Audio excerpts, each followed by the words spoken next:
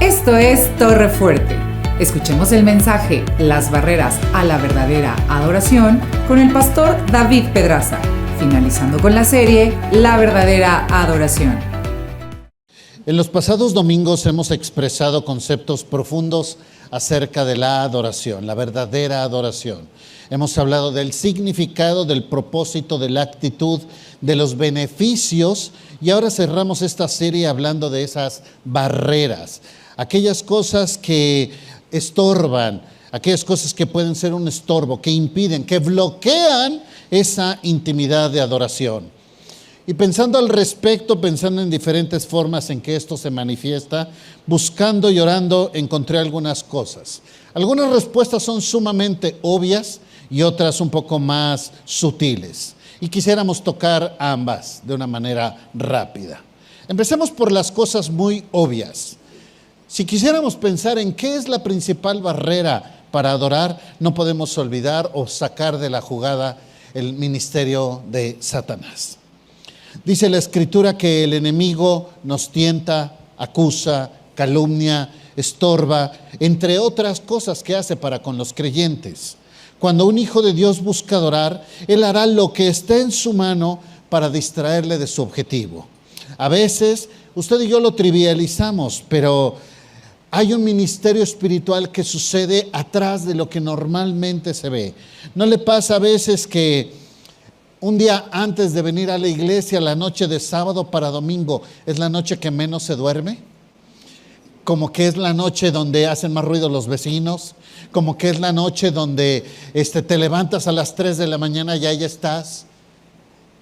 Porque hay un ministerio de maldad, hay una situación ahí, a veces provocado por uno, pero esto es en otro contexto. Tenemos que tener presente esto. No perdamos de vista el hecho de que Satanás tiene bien consciente su ministerio y que va a hacer todo lo que esté en su mano para distraernos. Como dice 2 Corintios 2:11, no ignoremos sus maquinaciones.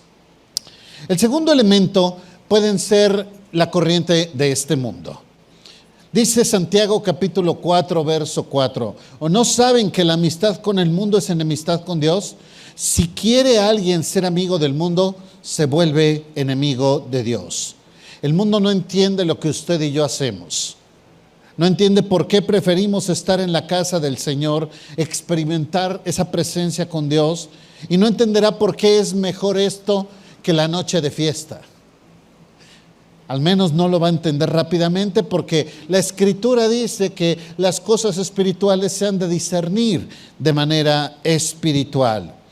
Tal vez a su lado están sucediendo algún momento especial con Dios, un momento de ministración espiritual, y puede ser que usted ni se da cuenta de lo que está pasando.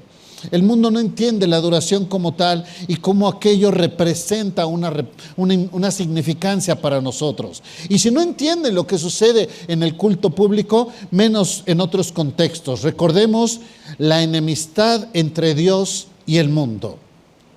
El tercer elemento muy obvio es el pecado en nuestra propia vida. Dice Isaías 59:2, son las iniquidades de ustedes las que nos separan de Dios.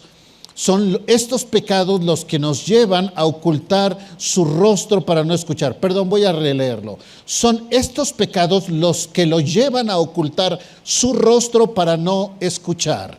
Nos engañamos al pensar que podemos tener una experiencia de adoración con nuestro Dios y al mismo tiempo estar en un hábito de pecado en nuestras vidas. No estoy hablando de perfección, estoy hablando de una condición de santidad. Nos engañamos a nosotros mismos e insultamos la santidad de nuestro Dios. Y al hablar de nuestra propia carne, puede haber diferentes condiciones, diferentes tipos, en relación a otras personas, como puede ser el faltar hacia alguien robando, en fornicación, en codicia o muchas otras cosas, o puede ser también en relación con nuestro Dios, como puede ser el orgullo, la soberbia o la autosuficiencia. Esto crea una barrera entre nosotros y Dios. Imagínate pensar que estamos adorando a Dios y al mismo tiempo pensar que todo lo que tenemos es resultado de nuestro esfuerzo, de nuestras buenas capacidades, de nuestras destrezas. Cuidado, mucho cuidado con el orgullo. Los enemigos como Satanás, el mundo y nuestra propia carne son cosas muy obvias. El verdadero adorador entiende esto y hace lo que corresponde para quitar esos estorbos en su vida, o sencillamente no podrá adorar. Pero quiero hablar de otro tipo de estorbos, algo más sutiles, pero que tienen la capacidad de limitar o hasta de bloquear nuestra adoración. La idea es ver estos aspectos prácticos. La intención es que los podamos identificar para que si los vemos en nuestra vida nos preparemos y no nos afecten. Barreras sutiles, solamente enumeré 3, pueden ustedes encontrar más. Vamos a hablar de paradigmas, percepciones y preparación. Permítame explicar cada uno de ellos. Paradigmas. Tal vez usted ha escuchado la necesidad de renovar nuestro entendimiento. Varios pasajes de la Escritura hablan acerca de esto. En este contexto podemos tener algunos paradigmas mentales que se convierten en verdaderas barreras para la adoración. Como mencionamos, pueden ser utilizados por los 3 enemigos de la carne. Mire, voy a ejemplificarlo con algunos. Tal vez usted es de esas personas que piensa que no es digno para adorar. Es decir, ¿quién soy yo, Señor? Conociendo mi vida, evaluando lo que hago, evaluando quién soy, que llega un momento en que digo, Señor, ¿cómo me atrevo a adorarte a ti? Y tal vez ha escuchado esa frase de alguien más hacia usted. ¿Con esa boquita comes? ¿Con esa boquita besas a tu mamá? Y la idea que pretende transmitir es lo que dice Santiago. No podemos bendecir y maldecir con la misma boca. Eso no debe de ser así. Esa es la exhortación de Santiago. Entonces, pensamos que no tenemos los méritos para adorar a nuestro Dios. ¿Y sabe qué? Es verdad. Es verdad, no los tenemos. No los tenemos. No somos dignos. Y somos más afectados aquellos que tenemos la tendencia de ser muy exigentes para con nosotros mismos. Sin embargo, la Escritura dice en Romanos capítulo 8, verso 1. Ahora pues, ninguna condenación hay para los que están en Cristo Jesús, los que no andan conforme a la carne, sino conforme al Espíritu. El pasaje menciona que aquellos que están en Cristo. ¿Usted está en Cristo? Ok, primera. Segunda, los que andan conforme al Espíritu. ¿Usted es guiado por el Espíritu de Dios? Ya no hubo tantos amenes. Ya está más preocupante eso. Bueno, aquella persona que está en Cristo y aquella persona que es guiada por su Espíritu, dice el pasaje, no tiene condenación alguna. En otras palabras, tenemos una completa libertad para adorar a nuestro Dios. ¿Por mis méritos? Por supuesto que no. Como dice el pasaje, por los méritos de Cristo. Así que cada uno de nosotros tendremos que hacer una elección. O le hacemos caso a lo que nuestra mente dice, que falta ser renovada, o le hacemos caso a lo que la Escritura dice. Dice la Escritura, tú tienes todos los elementos para ser un verdadero adorador. Y si tú te ves de otra manera, es el paradigma que tiene que ser renovado. Porque en Cristo todos hemos sido purificados y limpiados para ser verdaderos adoradores de nuestro Dios. Ahora tendrá que decidir a quién le va a hacer caso. ¿A quién le va a hacer caso? En otro sentido, también tenemos perspectivas equivocadas. Son esas ideas que tenemos en nuestra mente. Aquello que nos limita para adorar por la enseñanza que hemos recibido, porque pensamos en lo que es adecuado, lo correcto, lo aceptable, y no nos damos cuenta que el criterio de evaluación que estamos haciendo es lo que otros nos han enseñado, o peor, lo que otros solamente piensan. Hay una historia que ilustra esto. Acompáñenme a 2 de Samuel capítulo 12. Hay una historia del rey David que después de tener todo un suceso la arca de Dios en diferentes lugares, por fin el rey la trae de regreso a Jerusalén. Y hay una gran fiesta alrededor de todo esto. David está sumamente feliz, porque recordemos, el arca representa la presencia misma de Dios en el pueblo. Entonces, permítame decirlo de esta manera, como si Dios está regresando al pueblo a su pueblo. Entonces, para el rey era todo un suceso. Segundo de Samuel, capítulo 6, verso 12. Segundo de Samuel 6, 12. Dice en la segunda parte del 12: entonces David fue y llevó con alegría el arca de Dios de la casa de Obed-edom a la ciudad de David. David danzaba con toda su fuerza delante de Jehová, y estaba David vestido con un efod de lino. Así David y toda la casa de Israel conducían el arca de Jehová con júbilo y sonido de trompeta. ¡Wow! Estaba la pachanga con todo. No sé qué representa esto, pero me hace pensar que estaban en una de las mejores fiestas del pueblo. El pueblo estaba gozándose por el triunfo de traer el arca de regreso. Algunas personas habían tocado el arca de Dios y habían caído muertas. Y ahora Dios permitía regresar, se complacía en regresar a su casa. Verso 16. Cuando el arca de Jehová llegó a la ciudad de David, y aquí empieza el pero, el granito en el arroz, aconteció que Mical era la esposa de David.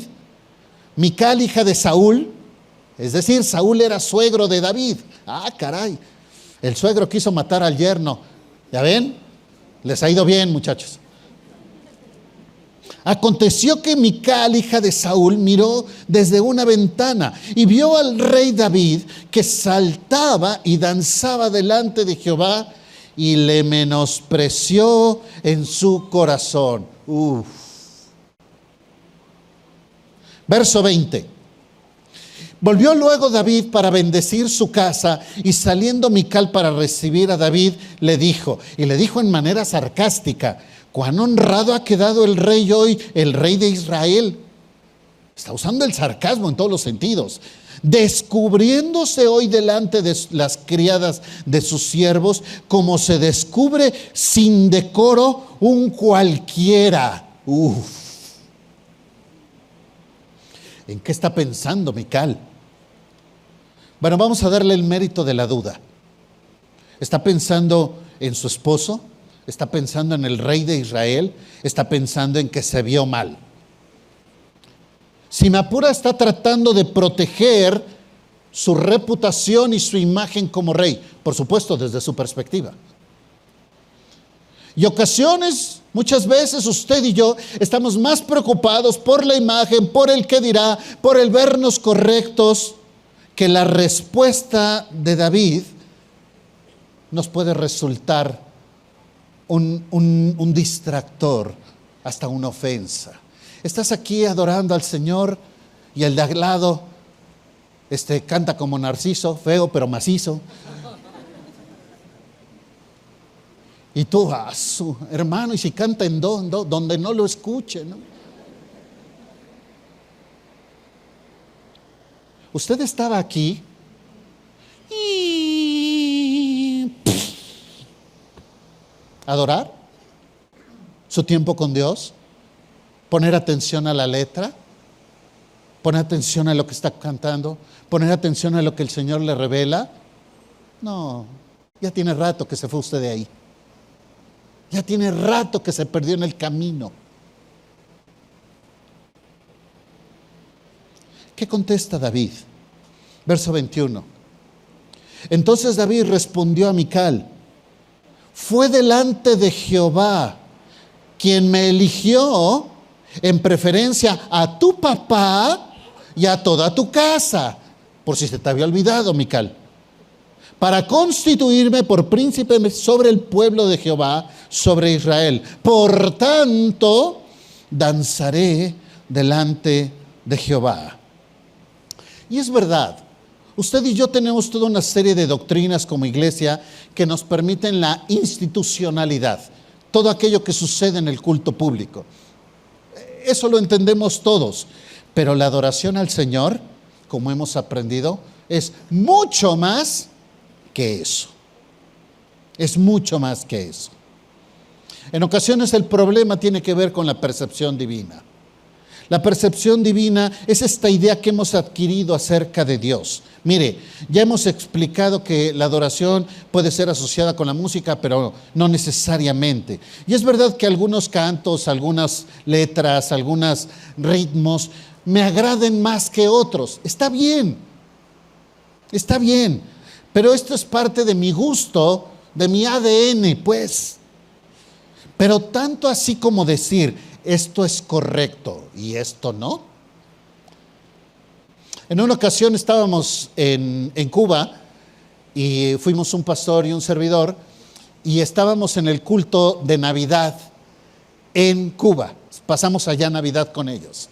Y entonces, estando en el servicio de Navidad, ellos estaban celebrando su culto de Navidad. Y hermano, no se parecía absolutamente en nada de lo que es el culto de Navidad de Torrefuerte. ¿Me estoy explicando? En nada, ¿verdad que sí, Dani? En nada se parecía. En nada. Si usted me apura, en ese momento yo estaba con ganas de, ay hermana, ¿me concede esta alabanza? Digo, estábamos más cerquita de ahí que del otro. Pero los veías cantar y alabar al Señor. Digo, si te gusta no es otro tema. Pero ¿quién soy yo para decir esto es correcto y esto no? Esto me acerca a Dios y esto no. Yo sé, tú tienes tus preferencias. Está bien. Pero tanto así como decir, esta es la forma correcta. Por favor. Creo que tenemos que entender que Dios es mucho más que mi preferencia. Dios mira el corazón de las personas, Dios mira la actitud del adorador, Dios mira la vida del quien está adorando. Olvídate más allá de los ritmos y de los cantos y todo ese tipo de cosas. En el primer ejemplo nos enfrascamos en el qué dirán, fue el caso de Mical, pero aquí estamos hablando de otro enfoque, cuando yo mismo pienso lo que es correcto y lo que no. Es otro contexto, pero el principio aplica. Colosenses 2:16 dice, por tanto nadie les juzgue en comida o bebida en cuanto a días de fiesta, luna nueva o días de reposo, todo lo cual de aquello es sombra de lo que ha de venir. El cuerpo es de Cristo. Saliendo del contexto de la música, podemos entender el principio en otros contextos. Hace 2 semanas estaba predicando el pastor Antonio Muñoz acá.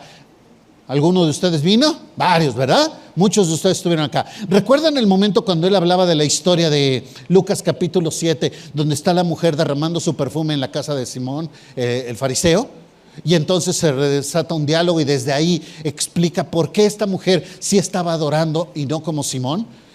Y en ese momento lo que me venía a mí a la mente cuando estaba escuchando al pastor, yo decía, yo con gusto, Señor, voy a tus pies, me hinclo y abrazo tus pies y los beso y derramo mi perfume y ahí estoy, Señor, contigo. Yo sí lo hago, yo con gusto lo hago,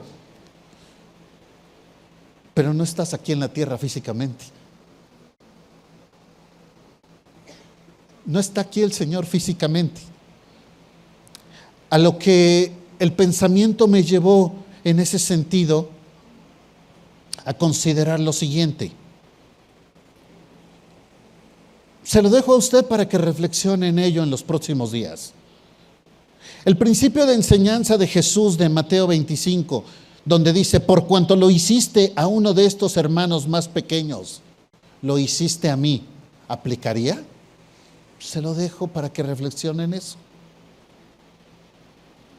Le invito a pensar si la práctica del apóstol Pablo cuando llama la sana doctrina en las epístolas, si no sabe a qué me refiero, Ya tienen que estudiar la Escritura esta semana. Busquen la sana doctrina en las 13 cartas del apóstol Pablo y vea a qué se refiere. Y pregúntese si esto es una forma de adoración a nuestro Dios. Se sorprenderá al ver qué es la sana doctrina.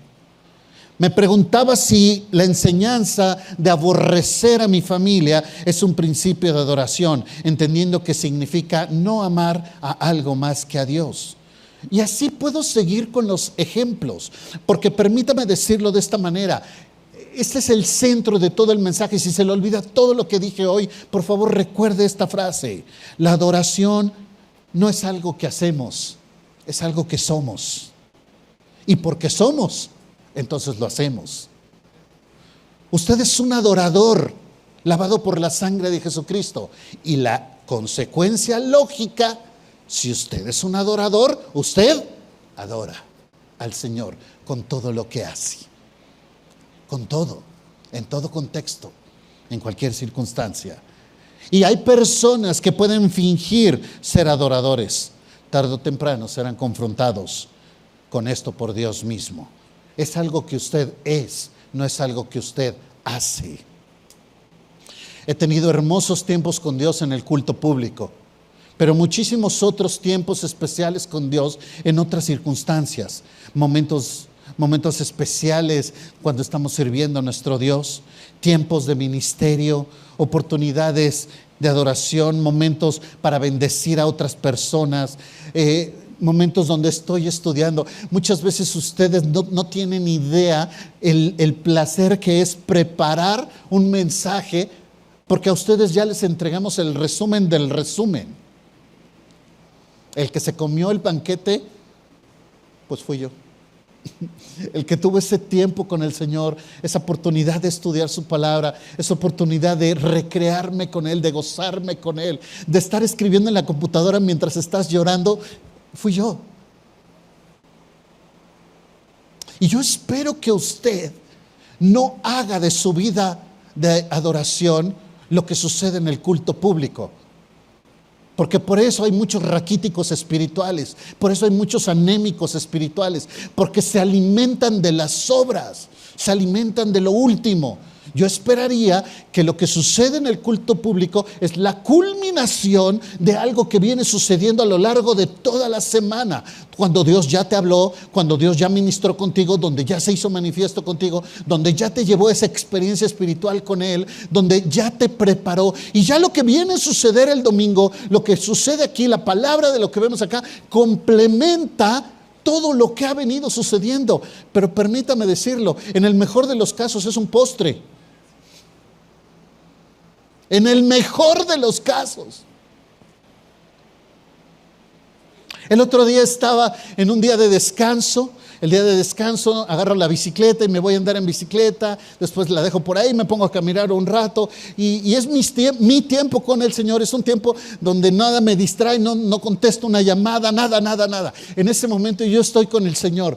Y cuando estaba en esa situación, empezó a llegar a mi mente toda una serie de pensamientos en la idea de decir: Señor, no cabe duda que me has bendecido grandemente. Y empecé a analizar algunos de los elementos.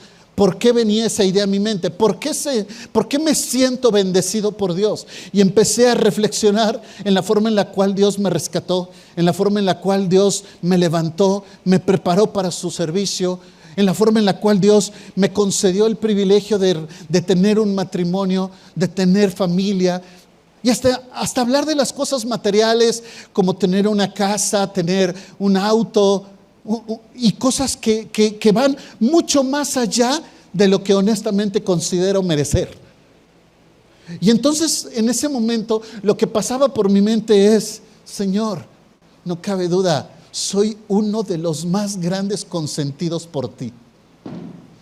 Y me sentí privilegiado de ser esa persona que está tan cerca del Señor. Y después de eso, el resto del tiempo fue un tiempo de gratitud a mi Dios por todo y tan bueno que es conmigo.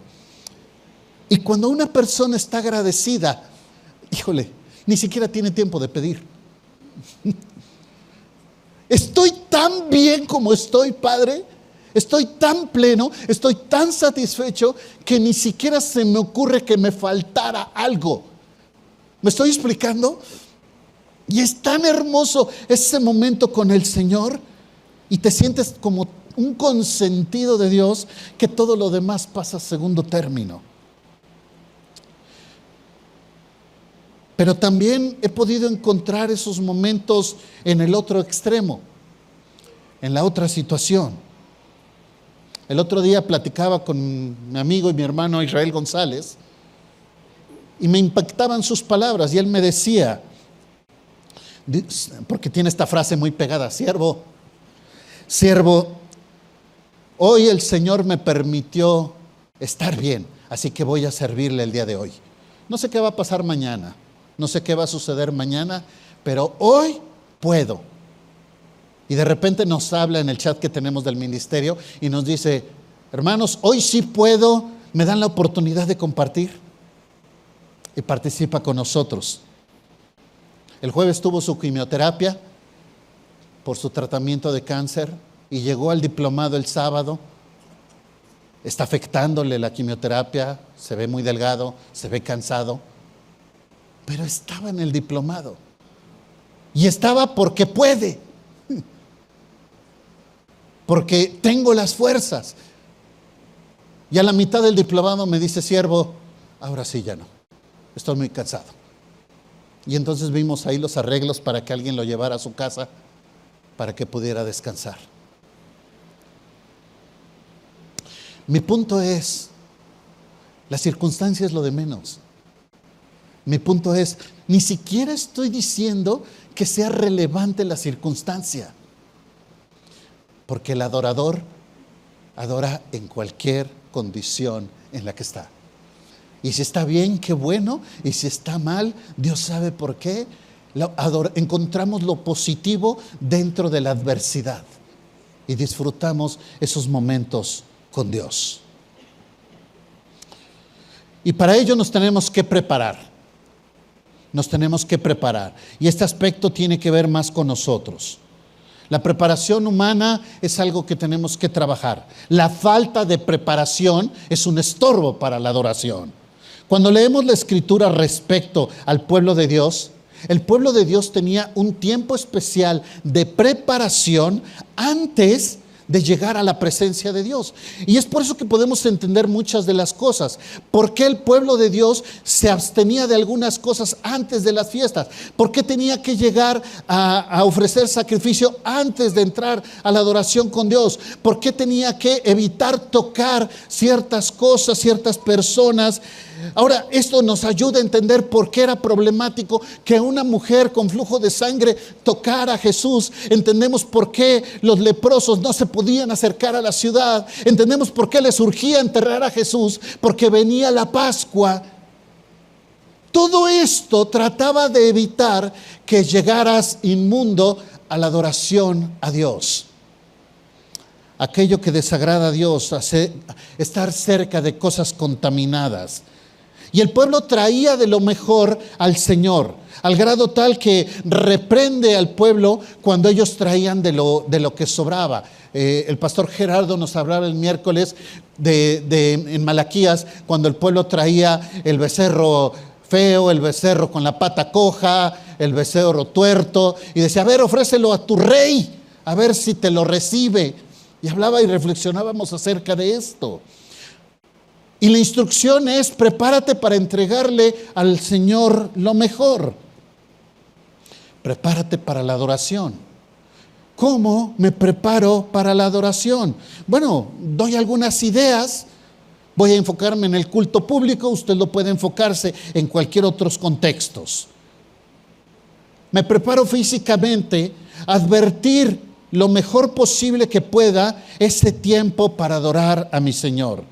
Llegar descansado. Algunos llegan con una cara que estoy seguro que andan bien crudos y quieren adorar. Desvelados, se pararon corriendo para llegar al culto. Quita todas aquellas cosas que te pueden distraer. Algunos llegan cansados, algunos están en el culto y están esperando la llamada para salirse. Por favor, de veras, se los pido en el nombre de aquellos que queremos adorar. No distraigas en el culto. No distraigas. No vengas a decirle al hermano, hermano, ¿me permite 5 minutos y los tienes 30 minutos allá afuera? Y ya hiciste que perdieran su tiempo con Dios. Llegas tarde, lo lamento. No distraigas. No distraigas a los que llegaron temprano y prepararon su tiempo para tener ese momento con Dios. Y si llegas tarde, evita los distractores. Es que mi niño no se quiere quedar allá. Bueno, y entonces, ¿quién manda? ¿Quién manda? Es que él no distrae. ¿Seguro que no distrae? ¿Seguro que no? Piensa en todos aquellos elementos que pueden distraer. ¿Vienes con la vestimenta adecuada? ¿Con ropa decorosa? No te voy a decir cuál es buena o cuál es mala. Creo que tienes criterio, Dios te ha dado criterio. Pero te pregunto, ¿realmente tienes una ropa que no cause tropiezo a otros en el momento del culto público? ¿O el hermano está viendo ver para dónde voltea para no poner la mirada donde está?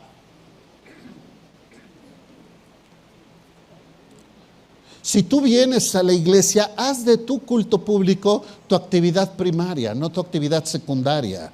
Prepárate físicamente. ¿Vas a preparar tu ropa? Prepárala un día antes. Arregla tu ropa, considera lo que vas a necesitar. Prepárate para venir al culto. Y también prepárate emocionalmente. Evita aquellos distractores que pudieran afectarte. Vienes hacia la iglesia, no trates problemas en el camino a la iglesia. Van a discutir, van a pelear, van a llegar a la iglesia, van a estar cantando al Señor y tú ni la respiración tienes en orden.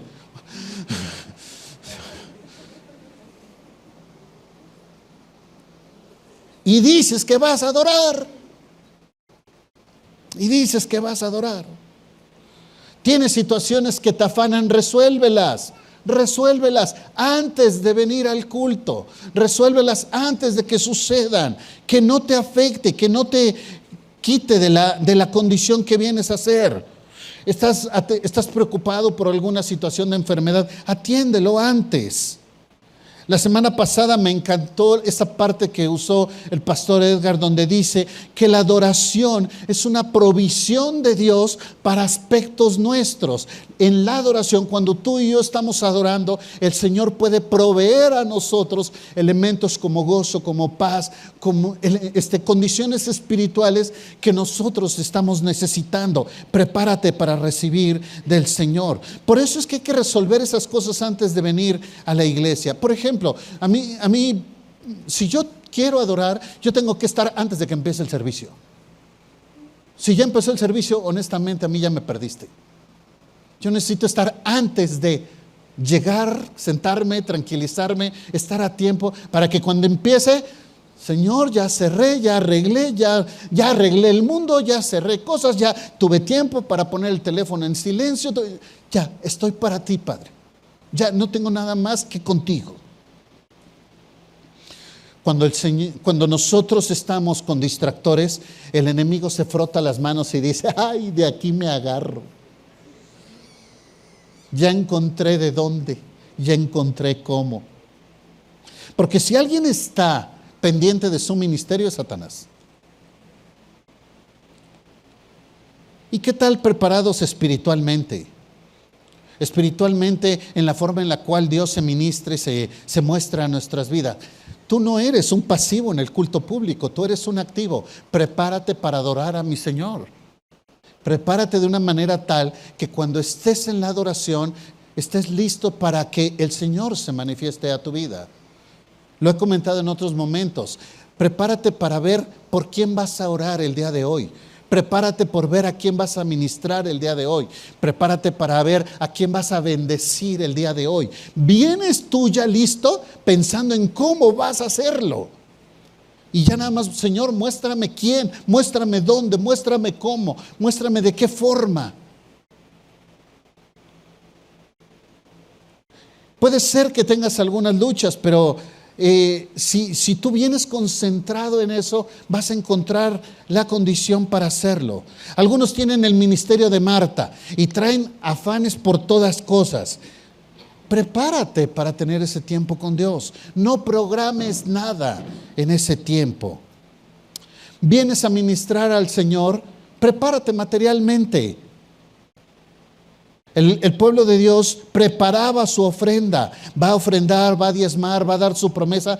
Prepárese para ello, venga listo para ello. Los sugieres, luego están preocupados por, ay, ¿dónde era el cambio?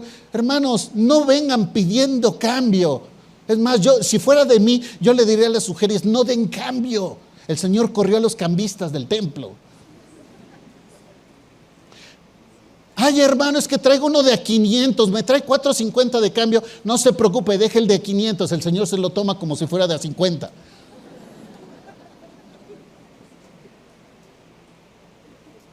De veras, piensen qué venimos a hacer. Vengan preparados para ello. La ofrenda es parte de la adoración al Señor. No es lo que nos sobra, es aquello que se dispone de antemano para entregar al Señor. Es parte de la adoración. No damos para que nos vean. Usted da para que lo vean, mejor no dé, porque está ya muy preocupado. Decía el Señor Jesús, aquellos que lo hacen para que los vean ya tienen su recompensa. Esta parte de la adoración es algo que uno piensa de antemano. Entreguemos lo mejor. Y conste que no estoy hablando de cantidades, estoy hablando de actitudes. Cerremos esto. Hemos hablado de las barreras para adorar. Hablamos de los enemigos del cristiano, Satanás, el mundo, nuestra propia carne. Pero también hablamos de barreras sutiles, paradigmas mentales, perspectivas equivocadas, percepción divina, nuestra teología, nuestra doctrina, la preparación humana, la actitud correcta del adorador.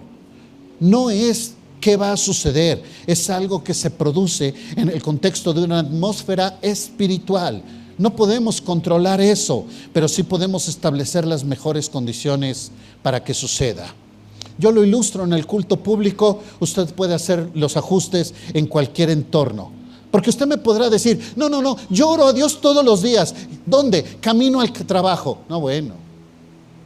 ¿Puede orar camino al trabajo? Claro. ¿Dios tiene toda su atención mientras conduce? Seamos honestos. ¿Dios tiene tu atención mientras vas pensando pasarte el alto para llegar a tiempo? ¿Crees que va a suceder algo mágico, algo espiritual en ese contexto?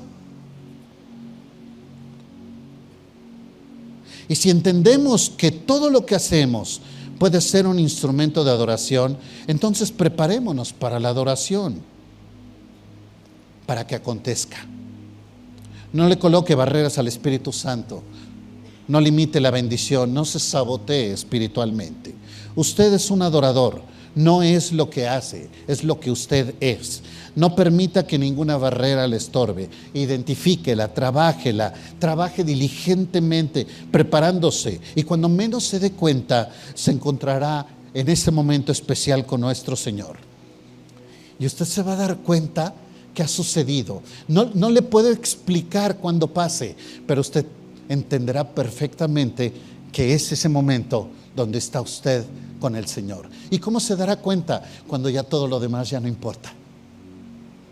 Donde tu concentración está total y completamente en el Señor, en lo que Él te está diciendo, en lo que Él te está enseñando, en lo que te está ministrando. Y posiblemente ya ni siquiera haya palabras alrededor de ello, ni siquiera es un momento de un diálogo, es un momento especial donde el Espíritu se conecta con nuestro espíritu y entonces estamos en comunión con Dios. Y eso es algo que va a suceder solo si te preparas para ello. Que nuestro Dios nos permita experimentar esta intimidad espiritual con Él cada vez más frecuentemente. Oremos. Padre, queremos agradecer la oportunidad que tenemos como tus hijos de entrar, como dice la Escritura, al lugar santísimo, a la presencia misma tuya, a donde estás tú, Señor. Queremos tomar esos tiempos de intimidad espiritual contigo, y en esos momentos de intimidad espiritual es donde somos transformados desde esa intimidad. En ese momento es donde cobramos convicción, donde podemos encontrar esas respuestas que muchas veces venimos buscando. Es en ese momento, Señor, donde tú nos confrontas con tu santidad. En esos momentos donde más bien nos valdría quitarnos los zapatos, porque el lugar en donde estamos es santo, porque está tu presencia misma con nosotros. Señor, ayúdanos a tener esa intimidad contigo. Guíanos, Señor. Déjanos aprender, Padre. Queremos estar en intimidad contigo. En nombre de Cristo Jesús. Amén. Gracias por escuchar este mensaje de la Palabra de Dios. Para más información acerca de Torre, llámanos al 2222 25 30 46 o escríbenos al correo info@torrefuerteib.org. Visita nuestra página web www.torrefuerteib.org. Te invitamos a seguirnos en nuestras redes: Facebook, IB Torrefuerte, Instagram, Twitter y Telegram, Torrefuerte IB. Dios te bendiga.